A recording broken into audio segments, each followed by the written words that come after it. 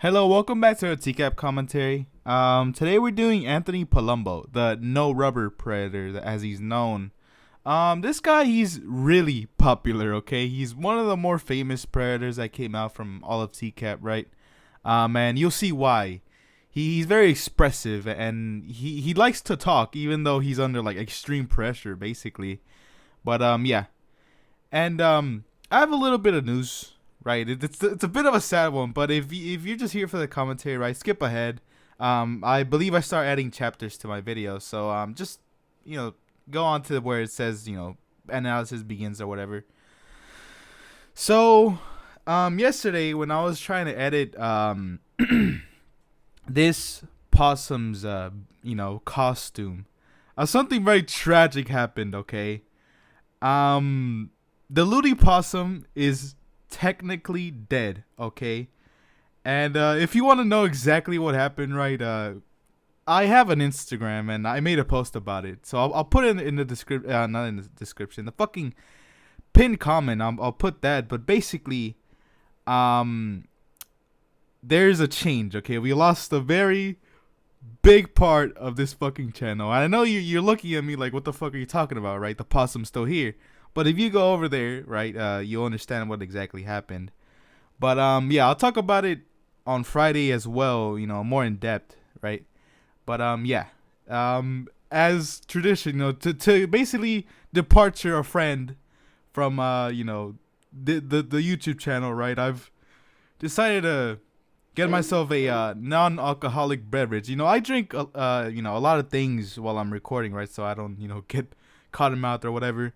So I'm drinking a non-alcoholic beverage, right? Wink, wink, to say goodbye to a very dear friend. So cheers. I don't know if that ruined the audio, but whatever. Let's get right into this. Except this next man. He's been chatting online with a decoy posing as a boy. A walker right here. He's 46-year-old Anthony Palumbo, and he's brought a gift. We've hired an 18-year-old. Right here. He's 46-year-old Anthony 46 Palumbo, years old. and he's brought a gift. And also, I'm recording this the day of. The day you're listening, I probably recorded this probably 2-3 hours before it was uploaded, okay? So I'm just here, I had to, give out the news, fresh. Hired an 18-year-old actor to play the part of the young teen. Hey, come on in. Awesome. Okay, yeah. That is one spectacle that a lot of other commentators mention is the tripping of the decoy, right? But I'm gonna mention something else. It's the other alternate timelines where the decoy did fall, right? And Anthony Palumbo would have, like any normal person, would try to lift the decoy back up, right? Try to help them up. But in reality, Chris would have had to spring out. He would have had to come out extremely early because, it really lands onto, like, no circumstance can the predator touch the decoy in any way, So, yeah, Chris would have had to jump out, Some people really don't think about that, how, like, in the past, when the decoys were near getting touched or, they got their hand shook or whatever, Chris would have had to, had to jump out, It was a no-go, basically. You a good direction. Good direction. Online in an AOL gay chat room, calling himself "Hi, buddy, what's up?" Yeah, and I failed to mention that when I recorded this. Did I record this yesterday, basically? But I'm doing it again for if you listen to the intro, right, you'd understand. But yeah, I didn't realize that he was in a AOL chat room. I thought he was just in some random chat room, right? Which, in hindsight, makes no sense, right? He came over for a boy, which is not good, right? Don't get me wrong. But I do want to mention that, later in the segment, he very deliberately and very, upfront mentions that he's not gay, right? And for his age, you're able to correlate why he's so used to, or he would be so used to basically denying that he was into other men, right? And, that doesn't mean boys, right? Little boys. So, yeah, I'll mention that later. He tells the decoy, who's pretending to be a 14-year-old boy, that he's horny. Then the 46-year-old says, I want to be top. Oh, okay. Okay. You want to do it raw? Raw. Yeah. That's my favorite. That's my favorite part of this entire segment, is when the decoy's reading out the decoy's reading out the chat logs. They're like raw, like fucking. I could just imagine, like, you know, you bite into a burger, right, and it's all fucking pink, like fucking raw as hell, and you know, that's the first thing that would come to my mind is this fucking decoy saying raw. So yeah, let's keep going. What the fuck? What's that? What's that? No rubber. Dang. now he's here, beer in hand, asking the so am I, decoy Chris. several times to put it No. in the refrigerator. You can put that in the fridge. Yeah. What? All right. I'll relax. Oh man, Just a little nervous. I'm nervous too. I'm nervous. My too. excuse to come here, Here? I went to Atlantic City. I don't know. Very cute.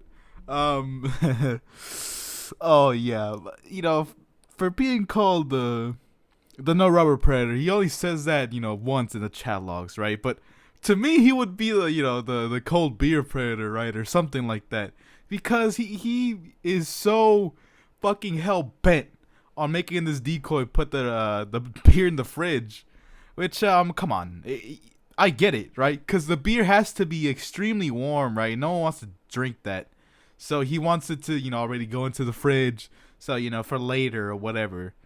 But you know, it's an entire spectacle that of you know, Anthony Palumbo basically, you know, telling the decoy like 3 times to put it in the fridge. And the decoy, right, the moment he leaves, you know, Chris comes out, so he doesn't want to leave. So but you know, eventually, you know, he has to move, right? So yeah. Put that in the refrigerator. Put that I in don't the know. Just chill out. Chill out, like it? like the beer. We'll see what happens. Put that in the refrigerator. That's all right. You could put that in the refrigerator anytime. Read. Don't get drunk with that. Oh shit, man. Oh fuck. That's another line. Oh, what a line. Whew. It's the fucking, you know, don't get drunk with that, you know. A very small comment, right? Just a little, you know, zinger from Anthony Palumbo that eventually basically paints him really bad, you know, in the public eye. Chris, I don't think, mentions it. The fact that he's like, don't get drunk with that, you know, clearly just revealing that, you know, them two were gonna go drink beer basically and get this 13-year-old boy drunk, which is very, very bad. I won't. I won't, huh? And I remember, oh god, fuck, I'm sorry, I'll bring it back a little bit. And I remember as a kid, right, you know, I'm from a Mexican family, right? My father, as a joke, right, in front of all his friends and whatever, my uncles or whatever, he put me to drink beer. You know, he only told me to get a little sip. Don't get it wrong. I wasn't fucking intoxicated as, like, I think I was 13 actually, which is kind of funny. He told me to take a sip of the beer, and I fucking hated it. I disliked it, and here I am again, you know, drinking a non-alcoholic drink, you know, wink wink. And you know, it's crazy how your taste buds changed and all that, right? But what I'm trying to get to is, like, this kid would have not liked beer, let's be honest. If you've ever drunk before, you know, the legal age, right, you would understand that, you know, alcoholic beverages weren't you know, a preference for someone this age, you know. And it's crazy that, you know, some of these people really want to get these kids drunk. Like, trust me, just one sip, the kids would have fucking, you know, spit it out and just not want to drink anymore. Oh god. I have the burps and shit. I'm sorry. Okay. Let's keep going. So why'd you need the cover story to go to Atlantic City? I'll see my brother. Yeah, but who did you have to give that to as a cover story? My other No, brother. my brother is home, my other brother. Right. And I said, I got to go to Atlantic City. But instead you came here. Yeah. I stopped by to go Yeah, there. okay. So you're like, Okay, yeah, you stopped by. Yeah. I wonder if those stories are true, you know, because, you know, anyone can make up a story, right, to try to defend themselves. But I wonder if he does have two brothers, right? It's not out of the fucking realm of possibilities, right? Don't get me wrong. But, you know, when someone is telling a story, especially in this situation, right, you could definitely make up something. Like, there was that one guy that, I don't know his name, right? I've been around Tcap a lot, right? But I'm not familiar with the ones that aren't, like, super popular, right? But yeah, he mentioned that by them capturing him, he ruined his friend's mom because she had cancer or something. It was along the lines of like, my friend's mom has cancer, right? But that made no fucking sense. Why would you mention that, right? It adds nothing to try to defend yourself. But yeah, just a little fucking comment about his family, I guess. Like to gamble. Yeah. Gamble. You took a little bit of a gamble coming in here tonight. No, I just stopped by. But you said you were nervous when you came in. Why were you so Yeah, nervous? because I was going to Atlantic City and it was dark, and I'm not usually drive at dark. At Right. nighttime. So the nighttime makes you nervous. Yeah, I'm the same way, okay? I'm actually getting my license very soon, by the way. I'm going to go take the exam, so wish me luck. But I've driven early mornings when it's dark, right? And it was especially when the times where, daylight savings was still a thing. I actually don't know exactly if they did get rid of it, which, good, right? I don't have to fucking change the way I get up and wake up and, all that shit. But the schedule. But yeah, it was actually pretty tough driving at night. It was me, going to school by myself in the like early wee bits in the morning, right, when it's still dark. And yeah, it can make you nervous. But surprisingly, for someone who, had gotten back into driving, right, I learned how to drive around 17, just a little bit, and I'm 20 now. And yeah, I was going to school, and I had actually just got back into driving for like 2 weeks, and I was again just out on my own for like the very first time, and yeah, it was a different thing, but I wasn't exactly like nervous. I was more nervous of like making it on time. I didn't know how to gauge distance and time it would take for me to drive, so I was more worried about me being late. But I'm not trying to defend him, okay? I'm not trying to defend like, oh yeah, he is nervous because he's driving in the dark, right? That's not the case. But from my experiences, driving in the night could be a good alibi. I'm just saying. driving. I'm not a drive at night. And what about visiting a boy who's home alone? Does that make you nervous? Like, yeah. Well, yeah. Yeah. I just Anthony, bro. Oh man, you fucked yourself going here, buddy. Yeah. I do know that he's not the only guy that has ever brought like alcohol to the house, right? So, him bringing that too, it's also a bit of evidence, right? You're bringing that. If you mention it, like how they had said in the fucking future, right, in the show that like, if you ask someone to bring something, you could show an intent because it was in the chat logs. They had requested that, and if they show up with it, right, it's even more evidence. And bringing an alcoholic beverage to a 13-year-old boy house, home alone, is really bad. So, yeah. just wanted to just say hi. It Just was to not say that. hi Yeah. and drop off a package. Yeah. I had beer. Yeah. Have you been drinking tonight? No, not at all. You smell my You breath. can smell my breath. Not at all. It's okay. I don't need to do that. Perfect. He tells me several times he thought the boy was 18, but in the chat log, the decoy Such tells bullshit, him 2 different times that he's 14. Yeah. How old are you? Yeah. 39. 39. That's a fucking good line right there. That 39, 35, 39. 39. 39. You said you were 35. 35. 39. We find out later he's actually 46. He says he's unemployed. And I mentioned this before with like the idea of lowering your age, right?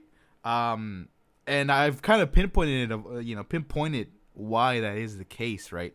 You see someone, right? It's like the literally the pricing scams that fucking, they play with people's minds where they say $49.99, right? And you're like, oh, it's, you see the number 4 and you think it's $40, right? At first, right? Of course, people have wised up to the fact that it's still $50, but it's better than saying, right, $50, right? This item is $50. Saying $49.99 is a bit better, and it's the exact same thing with the age, right? 39. You've technically lowered your age where people basically see the 3 first, right? And they classify you in a certain age range, from of course 30 to 39, even though you're basically 40 years old, right? And it goes over people's heads and shit, right? And spends his time caring for his ailing mother. Then he tries to explain away his graphic sexual chat. Yeah. You asked him in your chat if he was top or bottom. What is that? Wow. Did I ask that? I don't remember that. Are you top or bottom? Oh man, that is a tactic I would use in these things, and things, right? Of course, I never plan on being anything, in anything like this. But if I had to basically make up a plan, I would basically act stupid as hell. Okay, it's happened before on Chris's part, and he gets really fucking mad, which would make me kind of laugh inside, right? But of course, there isn't no laughing matter if you're in this situation, right? Of course, everyone watching you is fucking laughing their asses off, But that's a tactic I would use. What would you do in this situation? I haven't asked y'all, what y'all think. If you were in this situation, what would you do, right? I'm not calling y'all, predators or anything, but it's a bit of it's chit chat. I'm horny, you say. Oh, man. Jeez. I was So just bad. fooling around. Well, if you're just fooling around, then why were you so concerned about knowing whether or not Illegally fooling he was around. a cop? Just joking. Just concerned about knowing whether or not he was a cop. Cop. Just joking. Just joking. And that's so crazy, I don't know. I need to actually learn the timelines of, what year was his house put in, right?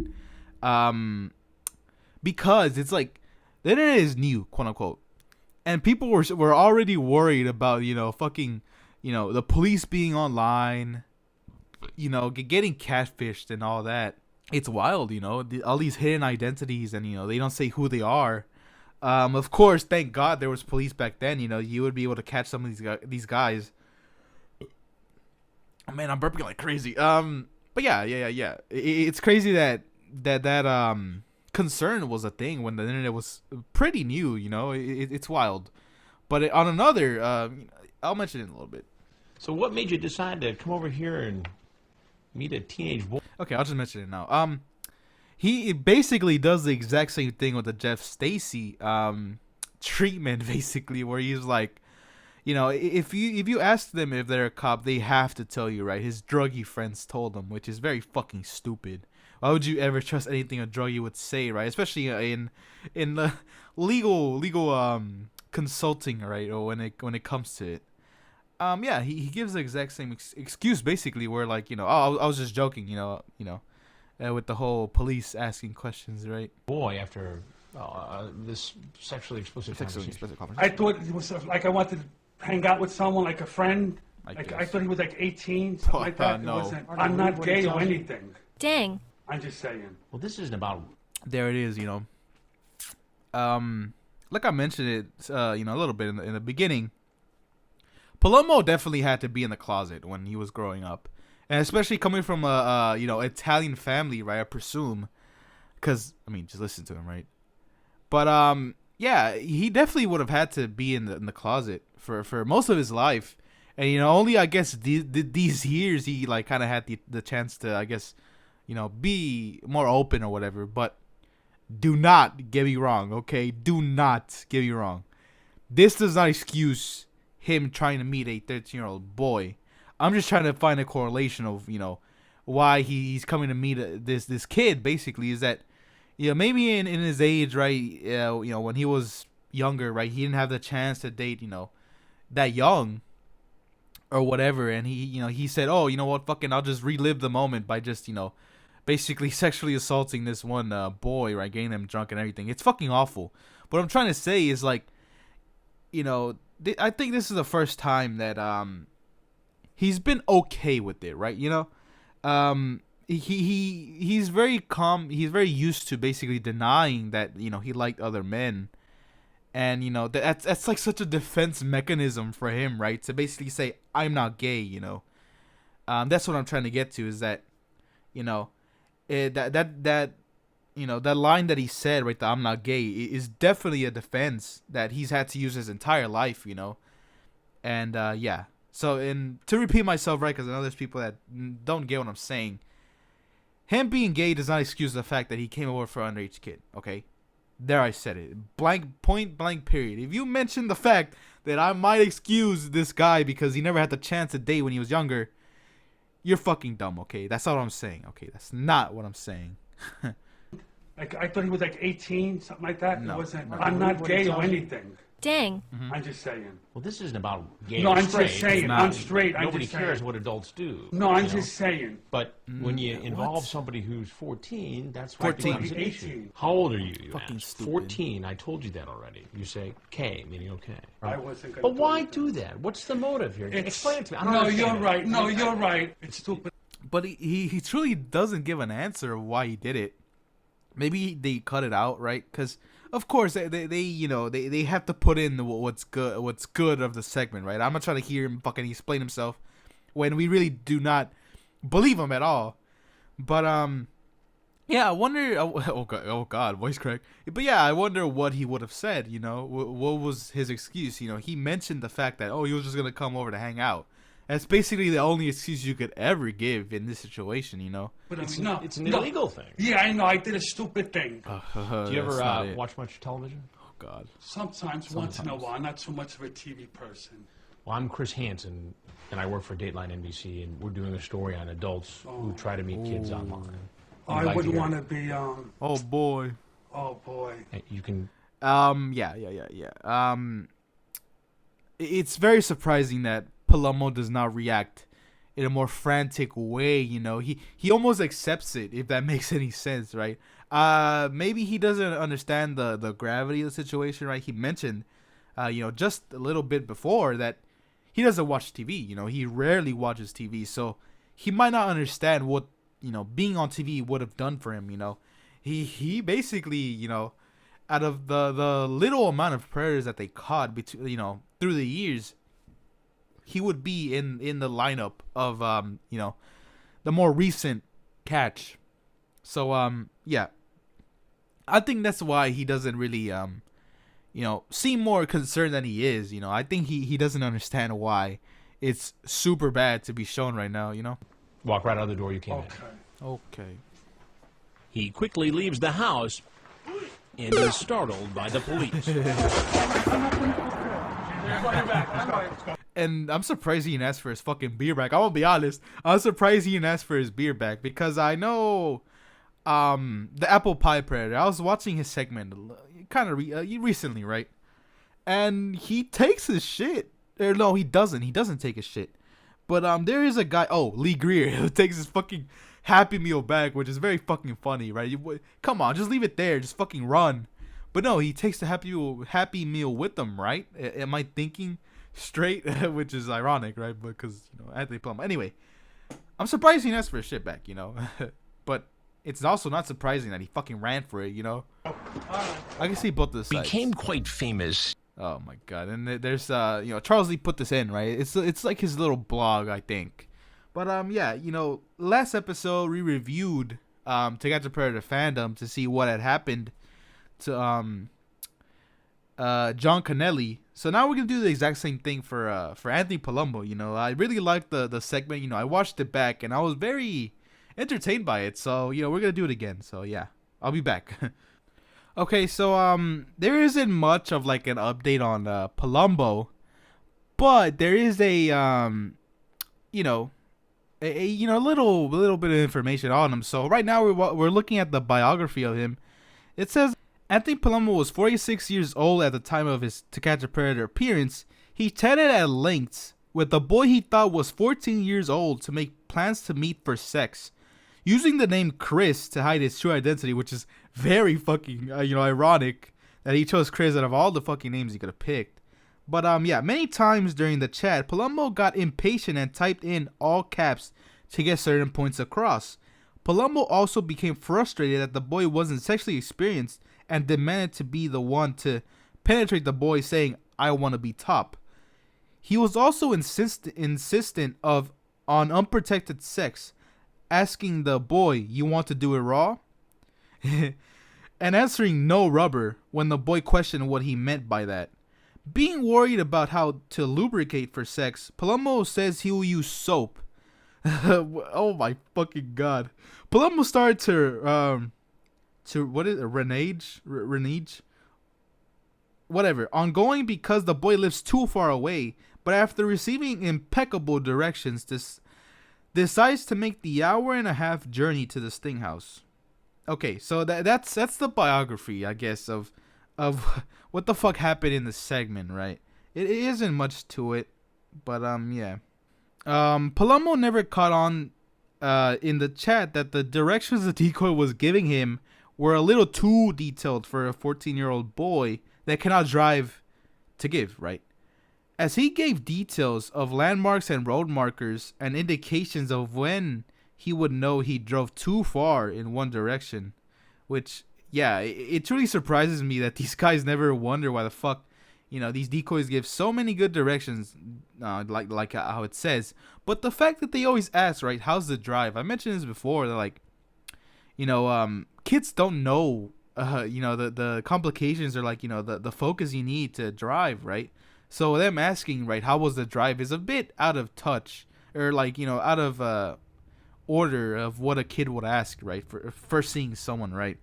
But yeah, 2 years before his appearance on Dateline, Palumbo's father had a violent outburst against his family over stocks totaling approximately $1 million. It would involve him brandishing a pitchfork at his wife and breaking her nose when he swung a dinner tray at her. He also dumped boiling soup on Anthony's head, causing the both of them to be taken to the hospital. So yeah, it seemed like, Anthony Palumbo's dad was a bit abusive, and just from that, I mean, losing that much money, I assume, right? They lost $1 million in stocks would have definitely turned anyone fucking crazy, especially someone of, of their, wealth. I don't see Anthony being, a rich guy, or, his family members owning a lot of money. But yeah, according to Chris Hansen on his Predators I've Caught podcast, Palumbo was arrested again in 2019 for a hit and run and spent 45 days in Rikers Island prison. So I guess this assumes, right, that Anthony Palumbo is still alive. He's still kicking. But yeah. Let's see if there's anything more that catches my eye. When confronted with his chat logs, he told Chris that he had just been fooling around and just joking. Chris Hansen pressed him about his real age, to which he responded he was 39. However, he said he was 35 in the chat. Both ages were evidently a lie. In order to throw Chris off his tail, Anthony told him that he wasn't gay or anything, continuing to do so after Chris assured him that nobody cares what adults do and that the problem was that he involved a 14-year-old boy. As a result of the investigation, he was convicted on one charge of criminal attempt, in addition to being sentenced to a lifetime of parole supervision and registration as a sex offender. So yeah, in conclusion, he was convicted of criminal attempt in addition of being sentenced to a lifetime of parole supervision. So does that mean that, forever Anthony Palumbo will have to basically check in with jail and all that, right? He will be on parole for the rest of his life? Or is that just, a lie? I don't even know that's possible, lifetime parole. But anyway, I guess he's also registered for life as a sex offender, right? Which is what we're mainly after, even though, jail would have been such a fucking better place to send this guy, right? But yeah, and one of my comments mentioned, I don't know your name and I'm sorry, I can't find it. I can't wait and all that. He had mentioned that for the little time that they spend in jail, right, it could be a fucking long time of abuse, right, by other inmates, which it makes me feel a bit better knowing that these guys they got abused in jail, right, beat up and all this and that. I do know of one guy that definitely got the brunt end of the stick, right? The blunt end of the stick. Whatever the fuck the saying is, right? I think this be really copy. I'm gonna be honest. I feel a bit weird, but yeah. It was Kevin Westerbeck, Molesterbeck, as most people know him as. I had actually recorded, and a bit of behind the scenes, right? I have recorded that, but I deleted it because I got super fucking into hating on Kevin. Okay. I know there are people, right, that truly think that I'm being nice to these guys, but I do that because if I don't, trust me, the video will end up being really uncomfortable to listen to, right? I go on huge rants on why these guys do not deserve to live, and all that, right? But my point is that, you know, in reading his update, Kevin Westerbeck actually got sexually assaulted in prison multiple times, according to Chris Hansen, which it just shows that, you know, even if it's just a little bit of time, right, a lot could happen. A lot can fucking happen. Of course, you hear all the time, inmates do not like child predators or anything that has to do with a child. So yeah, at least, you know, feel a bit better that when these guys go to prison, right, they get fucking absolutely handled by other inmates. But yeah, if you liked what you heard and you know, yeah, what you saw and everything, right, please like, please subscribe. I don't know if I mentioned in the beginning, but I'm kind of fucking done right now. I'm not a drinker or anything, so I guess this one got me. But yeah, rest in peace to the original Lewdi Possum. Okay, he is for a fact gone. Okay, for a fact gone, and I'll give a bit more explanation because, you know what, fuck it. I don't know what the fuck I'm thinking anymore. This drink really got me. So basically, what happened is that when I had edited the John Connelly Possum edit, you see how it's blurred out, right? But I had actually like what do you call it? Smudged the back end of the possum, right? So I blurred out, right, the bottom half. But it turns out I actually blurred the actual possum picture. I usually like duplicate the picture and do it on that one, right? So it doesn't tarnish the original picture. But I'd actually done that to the original picture, meaning that, you know, it was ruined. I couldn't use that anymore. So yeah, you know, check out my Instagram. It's in the comments section, or pinned. And yeah, you can hear a bit more of what, you know, what transpired from that. And you're questioning of why the possum is still here wearing a different costume. So yeah, check that out. So yeah, we'll see you next time. Thanks for watching. You know, have a good day, and yeah, we'll see you next time. Fuck, man.